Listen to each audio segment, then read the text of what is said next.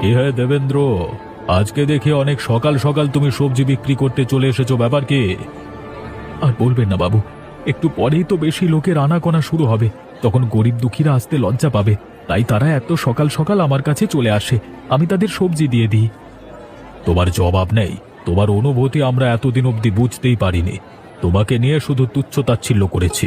তুমি দেখো, তোমার কারণেই আজকে আমি স্বয়ং বাজারে এসেছি তোমার থেকে সবজি কিনতে। ঠিকই কথা। হ্যাঁ, এবার থেকে আর ঠকাবো না। আমরা এবার থেকে সঠিক দাম দিয়েই তোমার থেকে সবজি কিনবো। সব সময় আমার থেকে সবজি না কিনে বাজারের অন্যান্য সবজিওয়ালাদের কাছ থেকেও কেনবার চেষ্টা করবেন আপনারা, তাহলে তাদের পরিবারটাও একটু সুখে থাকবে। দেখেছো, নিজের লোকসানের কথা না ভেবে তুমি অন্য সবজিওয়ালাদের কথা ভাবছো। তোমার মতো লোক আসলেই পাওয়া দুষ্কর। এটা একটা মহৎ কাজ নয় বাবু, এটা শুধু মানুষের পাশে দাঁড়ানো, মানুষ যেন কষ্ট না করে সেটা দেখা। আমি জানি অভাব অনটনে থাকলে কতটা দুঃখ হয়, কারুর কাছে হাত পাতাও যায় না। সঠিক বলেছ তুমি, আমি তোমার প্রতি খুশি হয়েছি এবং এই গ্রামের উন্নতির ব্যাপারে সচেতন হয়েছি। কি বলো বিক্রম?